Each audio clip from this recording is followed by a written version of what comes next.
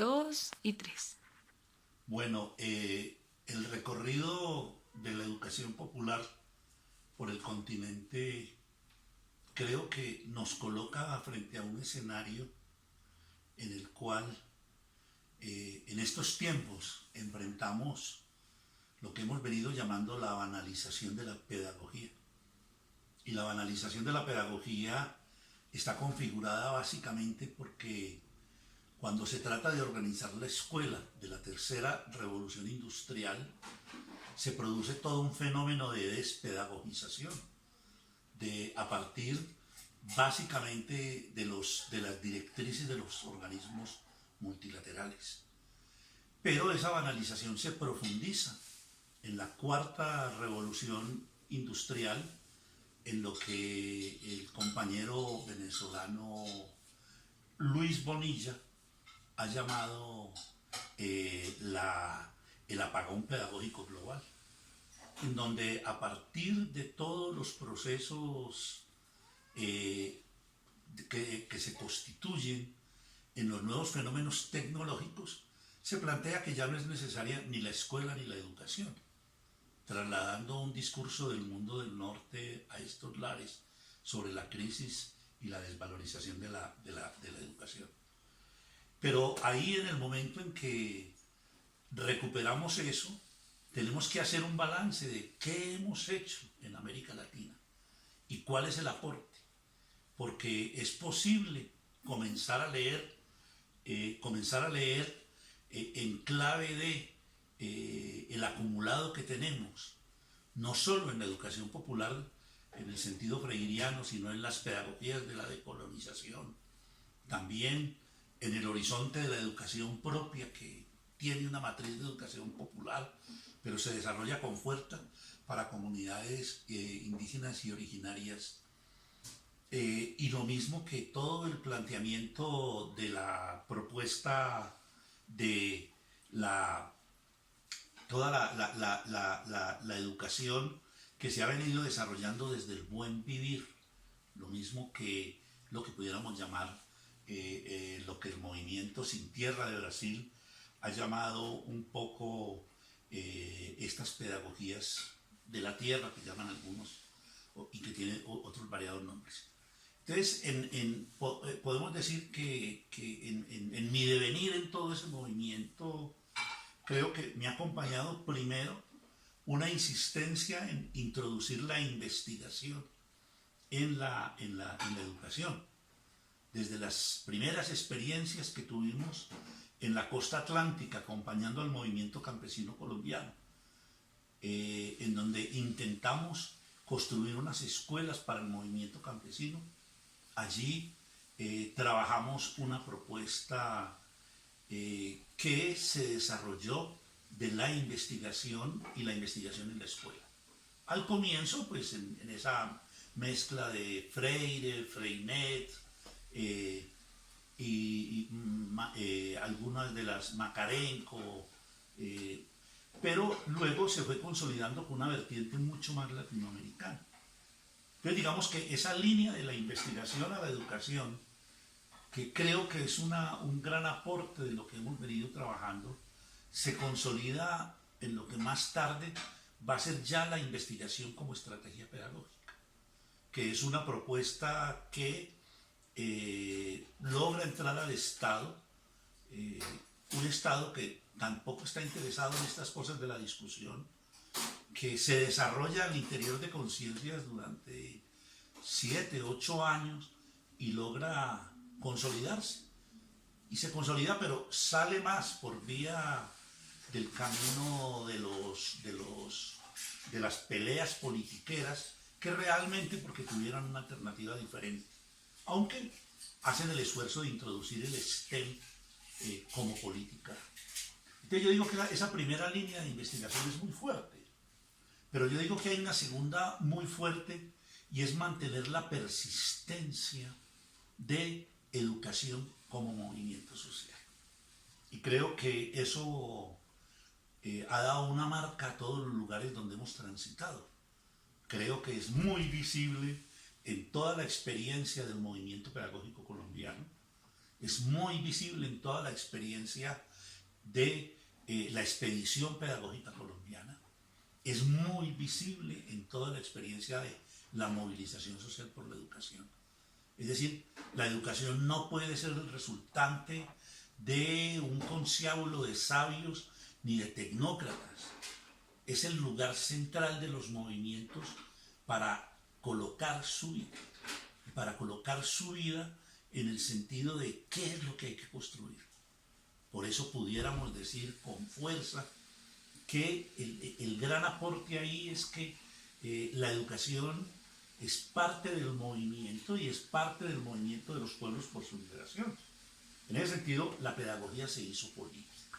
Y la pedagogía se hizo política, y ahí todas las propuestas en las cuales hemos navegado ha hecho que la pedagogía, al hacerse política, tenga que dar respuesta no solo a los contextos. Por eso hoy estamos hablando de geopedagogías.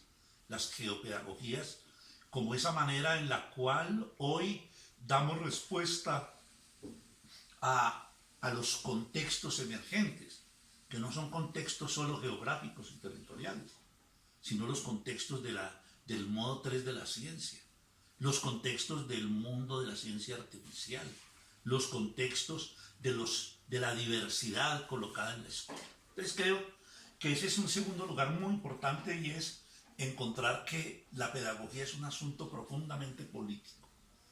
Y hay un tercer elemento que me parece que ha sido fundamental en todo este periodo, y es la manera como fuimos construyendo con mucha otra gente. Todo esto ha sido una construcción colectiva. Uno ahí termina siendo de pronto un notario de la gente que ha ayudado a hacer esos procesos, y por las posibilidades de uno, o por sacar el tiempo y la disciplina, uno termina siendo la persona que se visibiliza, pero son unos procesos sociales. Y por eso creo que el tercer lugar muy fuerte es la sistematización. Pero la sistematización con un perfil muy claro es una forma de investigar las prácticas. Y en ese sentido, creo que toda esa lucha que hemos venido dando por la práctica como un lugar epistémico, pero la práctica que habla y que tiene no solo una manera de nombrar, sino que tiene unas lógicas y unos sentidos que están dadas desde los actores mismos. Por eso es una sistematización hecha desde los actores. Por eso en muchas de las propuestas nuestras siempre la persona que tiene la práctica, sea en el movimiento social, sea en el proyecto educativo, sea en la escuela, sea en el barrio, esa persona es productora de saber y conocimiento. Es decir, y que a mí me ha parecido central, al menos en mi concepción, porque tenemos que hacerle el quiebre a la manera como el capitalismo ha hecho la separación entre trabajo manual y trabajo intelectual.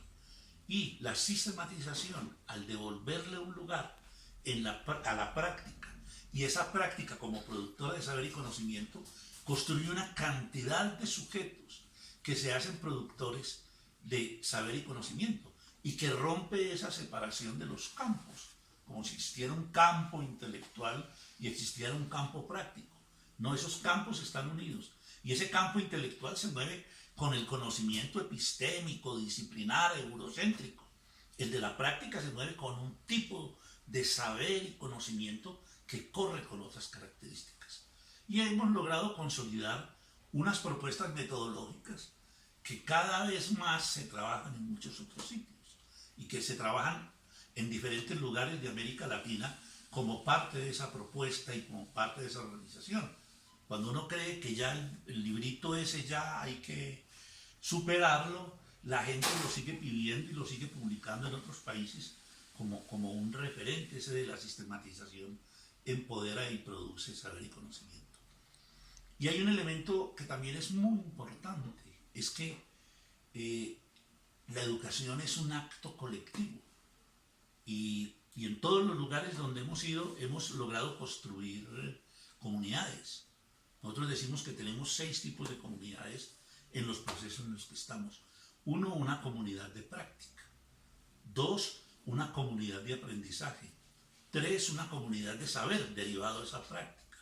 4, una comunidad de conocimiento, en el sentido de que no estamos peleando con Occidente ni con el eurocentrismo, pero le estamos pidiendo un respeto epistemológico, al reconocer que hay una episteme propia del saber y de la práctica, y hay una episteme propia del conocimiento y de los procesos disciplinarios, más de tipo eurocéntrico.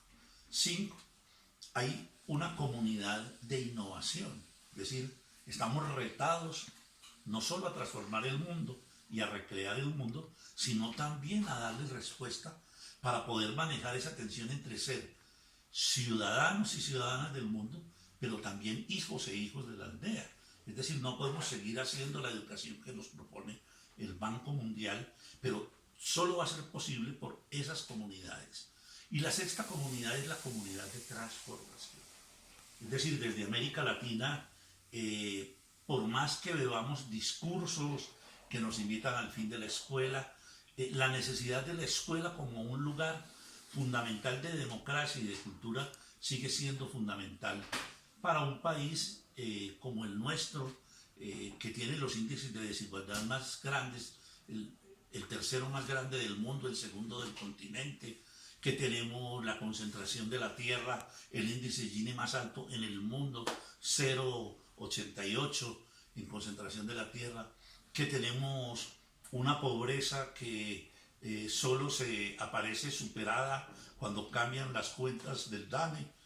Por eso esa comunidad de transformación es fundamental.